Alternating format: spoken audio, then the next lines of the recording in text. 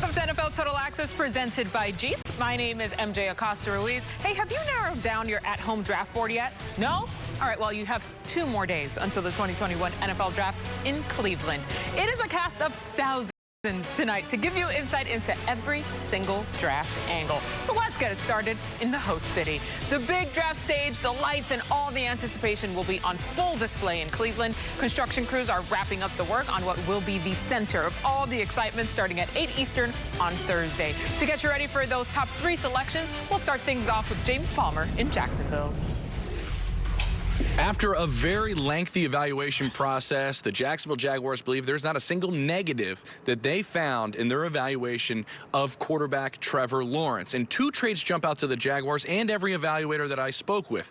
Toughness. First is mental toughness, and obviously that is going to be needed when you're joining an organization that has lost 15 straight games and you're expected to most likely start as a rookie quarterback. But also his physical toughness, standing in the pocket, being able to take a hit and having it not affect him. Multiple evaluators I talked to said those are 2 key traits that are a part of every quarterback that is successful at the NFL level. Now let's go to Kim Jones with the Jets.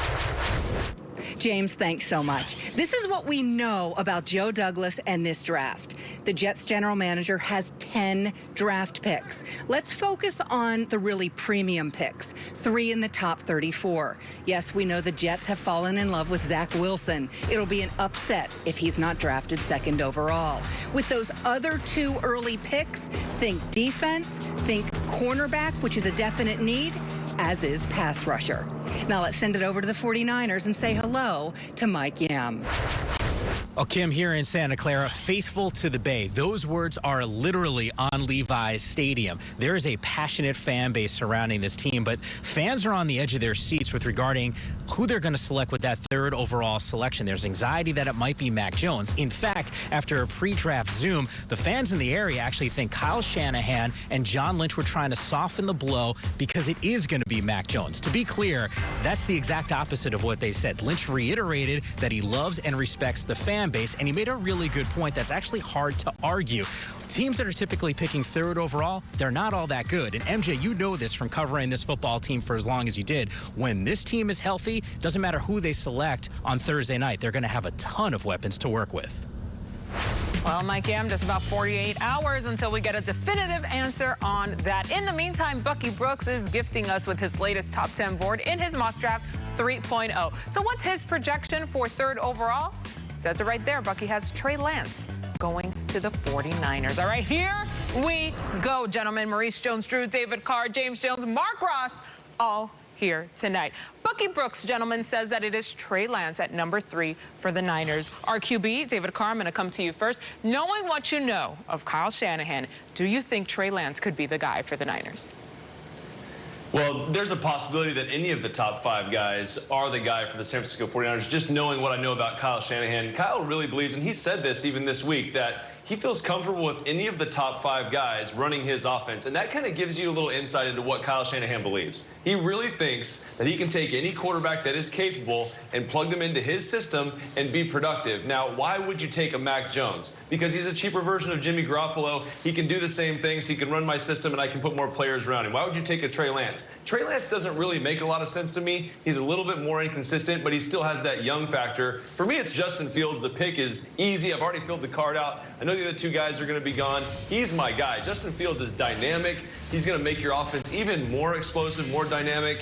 In the plays that I watched, I just watched that Clemson game the other day, the playoff game. The guy was dynamic. I'm excited to see him play with the 49ers. I just hope Kyle makes the right decision because this is actually the kid he needs to pick. You know what, DC? I just hope the 49ers don't overthink this, because when you start overthinking, that's when you make the wrong pick. The kid is going to be there for you. Justin Fields is the guy. You put him in Kyle Shanahan's offense. Now you have a guy that's like Russell Wilson and Kyler Murray, the guys you play year in and year out a couple times a year, that when everything is covered and the play does not work, he still finds a way to get a first down and the drive goes on. You got to take this guy. And listen, I heard you, DC, but he cannot put any quarterback in his offense and this offense go. We seen C.J. Beathard, we seen Nick Mullins, and we seen the Niners not be good on the football field. So you have to go out there and get a game changer at the quarterback position. And when you trade up, you know exactly who you're going to get. And Justin Fields is the guy. And if it's not, everybody going to be raising their eyebrow. You know, as a Ramley member, I hope they take whoever it is that they're going to take. And it's not Justin Fields, right? Because they play the Rams twice here, like you said, James. But to me, it comes down to this. You're right. Don't overthink this. It's very simple. If you were great in high school and you were great in college, it means you're going to be really good in the pros. That's Justin Fields. He was a top quarterback in high school. He was a top quarterback at Ohio State. Guess what? The chances of him being a really good player in the NFL are very high. When you trade up like that, you have to get an exceptional player. I've called multiple Niner games with Jimmy Garoppolo and without Jimmy Garoppolo. The Niners offense goes through the running game. It doesn't go through the quarterback. If you add Justin Fields, guess what? Now you'll be a way more dominant offense because you can go through both the quarterback and the runner. And so for me, this is the right move. This is the only move you can make at this point, especially if you think Zach Wilson goes at 2. Obviously, Trevor Lawrence goes at 1. Why not get a guy that's beaten Clemson and played against the top competition week in and week out? Because that's what you're going to have to do when you're going against Aaron Donald on the Ramley. So to me, guys, it's not that hard. And Kyle, call me if you need any help. You know, I got you. I always had your back. You coached me in college. We played against each other. I got you. I always make sure you're good. Guys, I got to agree with you on this. The goal of building a team is to win a Super Bowl, not scheme your way to 6 wins or 8 wins. It's to win the Super Bowl. And you win Super Bowl with talented players, especially at the quarterback position. So that's why I agree with you. It has to be Justin Fields, not Mac Jones or Trey Lance, because he is the most talented player. When you start talking about scheme, scouts grade the talent, and then once you start going with coaches, if it's equal talent, then you start talking about scheme. But I've never been in a draft meeting where you say, you know what, let's take a lesser talented player because he's a scheme fit. And just talking about coaches as well, I've been around some great defensive coordinators and a Jim Johnson, a Perry Fuel, Steve Spagnuolo, Emmett Thomas, and I've never heard them be afraid of getting out-schemed by another coach.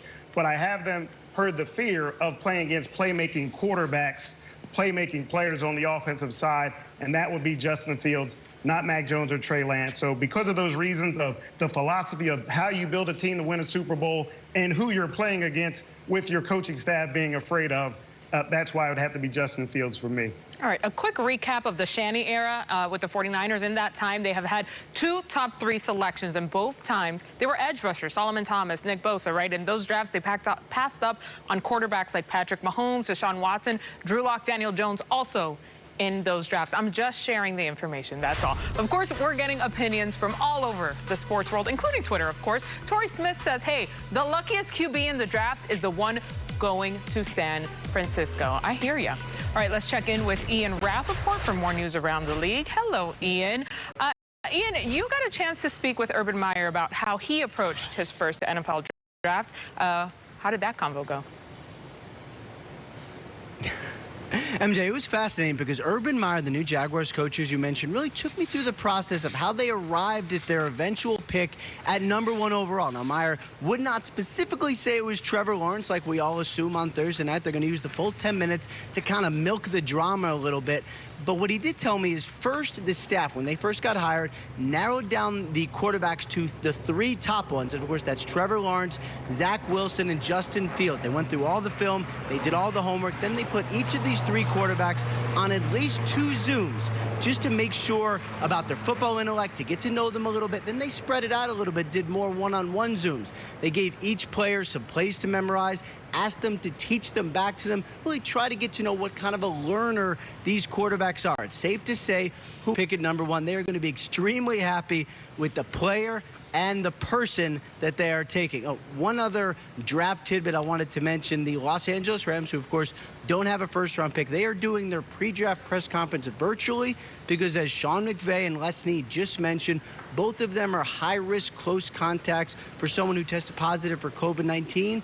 So that's why their press conference was virtual. Both of them have tested negatively for the virus. Another reminder that we are still in the middle of a pandemic, Ian. All right, there's a lot going on behind you, though. We're very grateful that we have in-person stuff going on for the draft this year. Set the scene for us. What's happening there and what we can expect on Thursday? It's been pretty busy here, and if you can hear things going on behind me, around me, you could throughout the course of the day, it's because they're still setting up. You can see the massive shell behind me where the actual draft is going to be taking place. One interesting thing we learned today, you remember last year when it was all virtual and we all were at home and Roger Goodell was in his basement announcing picks? He was doing so from a very, very comfy chair, which, of course, you're seeing right here is making its way to Cleveland. It's going to be here. So you'll probably see it backstage, and I would expect the chair to pop up elsewhere. What's also going on now is they are setting up the shell behind me where the players are going to walk across. They're doing the stage, they're doing the green room, which is, of course, going to be in pods, really trying to make sure that everything here is set up perfectly, which is why sometimes when I'm talking on TV, you'll hear them announce names that don't make any sense and say they got drafted wherever, testing out the sound system, all to make sure that the return of a live and in-person draft goes. 4.40-yard dash at Florida's Pro Day and posted a 10'9" broad jump. I mean, come on. When you're sitting on that kind of skill set, would it really be that surprising to go at top 3? Hey, Andrew Siciliano, can you get us a little something out of this kid? There are some who think that the 49ers are just messing with us. They have George Kittle, but they also have Jimmy Garoppolo. They don't need the quarterback right now. That, Kyle, they went up to get you. Would it surprise you if you're the 49ers pick?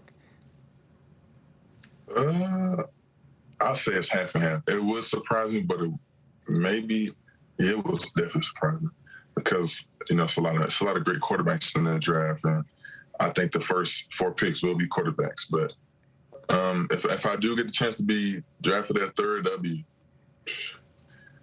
I don't even know, that'd be too crazy. That'd be really exciting.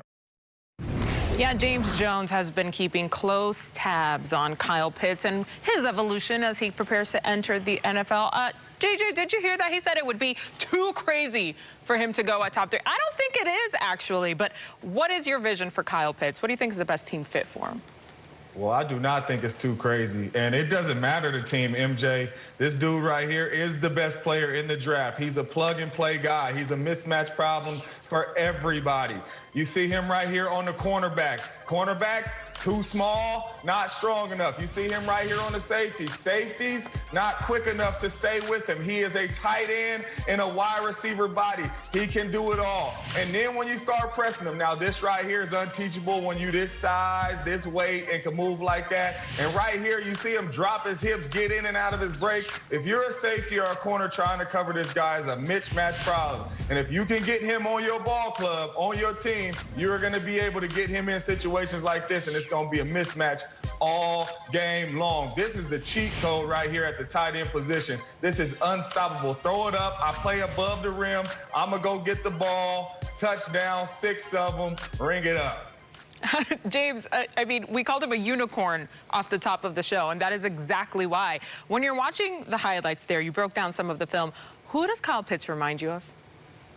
He reminds me of Darren Waller and Travis Kelce in one.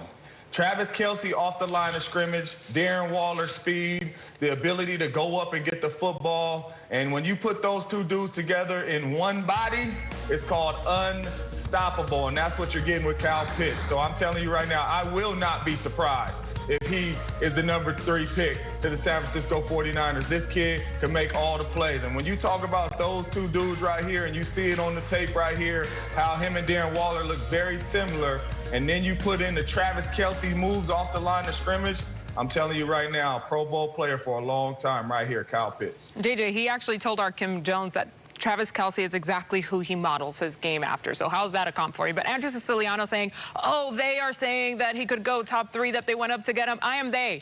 I'm the one saying that. I can also you and me both. I'm absolutely right here see that happening. JJ, we always right here. All right, thanks. And who could forget the moment that Tua Tagovailoa was drafted 5th overall to the Miami Dolphins, a 3-piece suit and all. Now the Fins are tasked to add more to this young QB's arsenal. There it is. Omar Ruiz, he's in Miami Gardens with more on the Dolphins.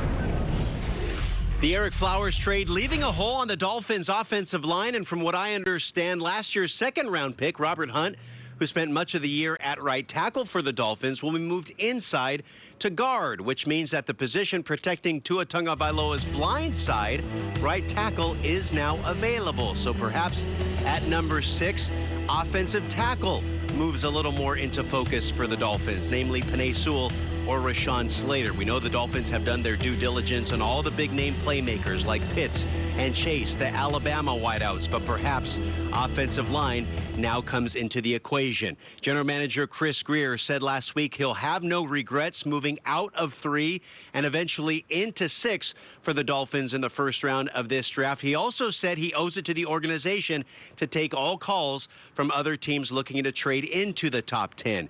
After last month's blockbuster trades, Chris Grier came into draft week with plenty of options, has even more so now. Great bat drop there, Omar Ruiz. All right, Miami drafted their QB at 5th overall last year. Now they have the 6th overall pick to start the first round. They select again, gentlemen, at 18. MJD, what are the Dolphins doing with all this first-round draft capital? It's time to put playmakers around Tua. Like, at the end of the day, that's what it's all about. We just heard you and James, you and JJ talk about Kyle Pitts. That is a playmaker for you. Jamar Chase, a playmaker, guy that can be a #1 target. A quarterback needs that. I didn't play quarterback, David. I just protected you guys every now and then. But you need someone to throw the ball to when you get in trouble. You can throw that 50-50 ball to. And look, Pitts is a guy that can do that. Chase, those are guys that can go and do it. I've never been a guy, and again, this is me as a player, why go get the second best tight end or the second best receiver when you can have the first, the best guy in the draft at that point to come and better your team?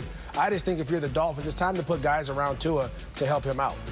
Yeah, I couldn't agree more. Kyle Pitts is the pick, no doubt about it. I think that guy is a dynamic player, but if you can't get him, then you do have to get a playmaker. Najee Harris, who we're showing on film, would be a good choice, but I also like Jamar Chase. I think Jamar Chase, for me, would be a guy that could be dynamic in that offense. You know, physical is the thing that I see when I watch his film. Yes, he ran fast, and he separates, and he goes up and gets the ball, but I think that with a young team like this, you almost want a guy that's just going to take over the entire offense and really get them to kind of follow along in his lead. And when you watch him play, he plays like an angry Steve Smith, who we both know, obviously, with the network and I played with, and he's fast and explosive, and he has all that thing. But I think there's a little bit of an edge to Jamar, so that's where I would go, you know, with that 6th pick for the Dolphins. Well, listen, I have to say this because I was supposed to talk about Najee Harris. I think you take him at 18. You take him at 18.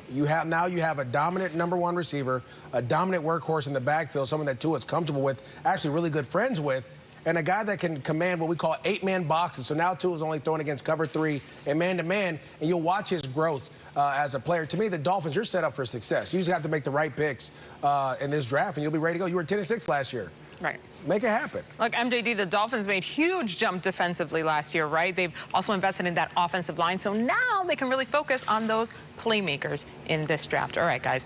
A quick reminder, if you at home, you want to get your mock draft game on, head to NFL.com where you can do your own draft simulation courtesy of our friends at PFF. Head over to pff.nfl.com. All right, so what should Jerry Jones do with that 10th overall selection? Most shocked. Yeah, but he's probably getting ready to do that. That was the emotional thing for me, is flying from Houston to the draft, then sitting there and realizing anybody can be traded, right? I mean, you could literally pick the phone up. So I picked the phone up, and it's Coach Mike, and he says, "Is this James?" And I say, "Yeah, this is James." And he says, "We're taking you with this next pick." And I'm like, "Man, stop playing. Who is this? Who am I playing?" And then he said it again in a very deep voice, like, "Is this James?" And I'm like, "Oh, man, this is real." And once I knew that, all the emotion, all the tears started coming down my face, man. Dream come true when you're a little kid, dreaming of playing in the National Football League. That's when all the tears came. And it's no feeling like you working hard, extremely hard for something, and it finally coming true. And that's the moment, and that's when you seen all the tears, and I was crying and all that boo-hoo and crocodile tears, and Green Bay, here I come. Well, guys, I'm a little bit different because I'm a dreamer, right? I dream. I dream big, too. Like, I felt like I was going to get the call 3 days before the draft. Like, you know what? Just like David Carr, Maurice Jones, we're going to take you with the #1 overall pick. I truly believe that. And when that didn't happen at 9 o'clock in the morning at I forget what hotel it was or whatever hotel room I was in, I just started to cry. And then 2 went, 3 went, 4 went, all the way to, like, I want to say it was about late in the first round, I got my first call from it might have been the Patriots that called first. I think it was the Patriots. They were like, "Hey, it's between you and D'Angelo Williams." And I was like, "Man, look, that man went to Memphis. I went to the U, the real U, UCLA. No way they're gonna not take me." Or, no, that was the Panthers. That was Bucky's team. That was the Panthers. Anyways, long story short, a lot of guys went in front of me and I cried like a baby. Not because of happiness or sadness, James. I cried because I was hurt. My feelings were hurt. And I told myself, I was like, the league is going to have to pay. And still, Mark Ross, when he comes on, I expect MJ to ask Mark Ross, why? Why not me? MJ, can you do that for me, please? JD, y'all sorted all of this out already, and yet here we are. But I will ask for you, don't worry. All right, in the meantime, the Cowboys made a multi-million-dollar dream decision to go with Dak. This draft is all about supporting him on both sides of the ball now. The Cowboys defense struggled last year, and as Jane Slater tells us, it sounds like that's exactly where they're starting. The Dallas Cowboys aren't necessarily giving away their pre-draft strategy, but following their Tuesday press conference ahead of it, it sounds like they're pretty comfortable staying at pick number 10. And that's because Executive Vice President Stephen Jones says there's not a lot of machinations about who will be there at 10. There was certainly a lot of talk leading up to today's presser, though, about Jerry Jones' likely infatuation with Florida tight end Kyle Pitts. And as he put it today, it was a bit of a distortion. We've got a good chance to have a top defensive player, the top or one of the top, be there at 10. It's, for me, I know from the past that when you start talking about being where there's one of the top, whether it be at a position or whether it be at one side of the ball or the other, that's a lot of action that can happen there. I think the real thing to do is don't be stupid over your needs. Just don't be ridiculous. This year, the Cowboys have 10 picks in the draft, and it's no secret that defense is an area of need, especially when you consider the retirement of linebacker Sean Lee, defensive lineman Tyrone Crawford, and the departure of 4 players to free agency on that side of the ball. The position of need, corner. They're looking for speed. They also identified that they'll be honing in on a guy with a high ball skill grade.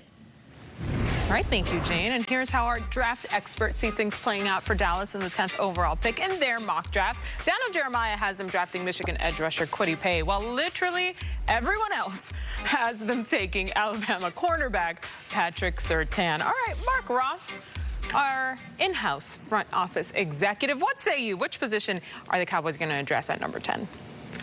Well, MJ, I'm going to flip it over. Dallas definitely needs help on the defensive side of the ball, but they also need to protect Dak Prescott, who's coming off an injury, and they just gave $240 million to. Last year, Tyron Smith was injured. Zach Martin was injured. La'el Collins was injured. So let's draft Rashawn Slater out of Northwestern to bolster the offensive line. And when Dallas really had their identity, it was with having the best offensive line in football and Zeke Elliott doing his thing, Dak Prescott doing his thing. Let's get back to that foundation. And let's not forget, MJ, the draft isn't over after the 10th pick for the Cowboys. They have 9 other picks to address the needs on defense, which they definitely need to do. And when you look at the value of the cornerbacks this year, love Patrick Surtain, love J.C. Horn, but you could go about 10 deep of corners who I think are going to be playmakers in the league and really good starters. So when you have that value and you can go into the 2nd and 3rd rounds with that, I would take the best offensive lineman in the draft, get back to the identity, address the defense with the other needs because there is that value later on.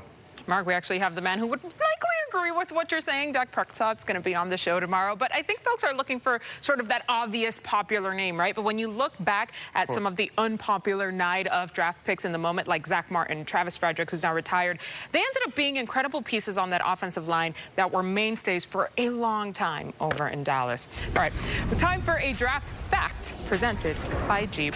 The Cowboys have selected 11 top 10 picks in the common draft area. 7 played 9 or more seasons for the franchise. 3 were Hall of Famers. It's not Najee. What Najee Harris does is... It's not N-A-J-A. Najee Harris has all the tools. It's Najee. Looking for running room. Najee got it. He's in. Touchdown, Alabama. Not Najee. One thing that I love about Najee Harris. Najee Harris. It's Najee. Najee goes right, goes left, goes right, goes left, goes into the end zone. It's N-A-J-E-E. Where do y'all see the rest of it? It's all right. Listen, Najee Harris isn't the only draft prospect looking for some respect to be put on his name. There's a handful of ballers waiting to hear their names called, so let's put some respect on some guys. Before I start, though, I have to say this. Mark Ross, you're looking like a real UCLA basketball player from the Final Four. Light skin with them curls popping, my man. I appreciate you so much. But I'll start this thing off with Puka Williams, running back out of Kansas. A lot of people haven't heard about him. When I got a chance to start watching the tape and studying his game, first of all, he was a four-star athlete coming out of high school in Louisiana. Rushed for 1,000 yards his freshman year and sophomore year. Only guy to ever do that at that school was Gale Sayers. Think about it. That's crazy. You're in the same mention as Gale Sayers. Opted out after 4 games of his of 2000 this past year, 2020. But this guy's a ball player, slippery, can make things move. He can make guys move, returner, and he can take it to the house, JJ. We always know about that. But listen, DC, who do you think needs a little bit more respect put on their name? So I pop on the film of Joe Tryon, edge rusher from Washington, and I instantly see a 6'5" version of O.C. Umenyiora. And it's like, why is he not being talked about more? I don't understand. Then he goes out and runs like 4.5 or 4.6 in the 40 as an edge rusher. So instantly, I'm on alert. Start watching some of the things that he does dynamically as a playmaker. He should go in the first round. He probably isn't going to, but he should be in that conversation. All right, now for the starting guard at UCLA, Mark Ross. Who do you have going on? MJD, I only wish, man. And I had plenty of respect on you, and they had you in the first round when you came out. But we'll talk about that another show. But I'm going to go with Joseph Asai, with the edge rusher from Texas. I mean, here's a guy, when I evaluated him on film, had the most wild plays of any of the edge rushers. This guy plays harder than anybody. His motor is nonstop. His pursuit and burst when he pursues is unlike any other edge rusher. The guy had 16 tackles for loss in only 9 games, 41.5-inch vertical leap, 10-11 broad jump. This guy has the talent on the field, the workout, and he plays so hard. This guy needs to be up in their consideration with the rest of those edge rushers in the first. All right, guys. Last but not least, my guy, JJ. Who needs some respect put on their name, JJ? You know what, man? I know it's draft week. I know everybody excited about draft week. But I want to talk about my guy. And you need to put some respect on his name, and it's Derek Carr, the quarterback of the Las Vegas Raiders. Put some respect on his name. This is my brother, and I can say that this is my brother because I took the field with him in the NFL. Mine but too. This dude right here, put some respect on his name, man. The most fourth-quarter comebacks since he entered the NFL, with the worst defense since he entered the NFL. This dude right here is a baller. Everybody is coming into this draft looking for quarterbacks. You have a franchise quarterback right here in Derek Carr, and people going in the draft trying to trade up, get this dude, trying to find a franchise quarterback. He's right here. Raider Nation, I'm telling you right now, put some respect on DC name. All right? Franchise quarterback. Y'all worried about looking for one in the draft and all that. Put some respect on my dude name. People thought there were 3 Carr brothers. There's actually 4. I appreciate you, James. Tell him, man. Hold on, time out. You in there First too, of all, MJD, but I mean, he goes to bat all the time. Yeah, but you guys never allowed me to because I'm always on there with you or James. I never get a chance. I had to protect him. James just caught the ball. He didn't do anything. Come on, let's be honest. I was the one in the trenches. I mean, and you know what, David? Tell Derek this. It wasn't my fault that I kicked the ball to him. It wasn't my fault that I kicked the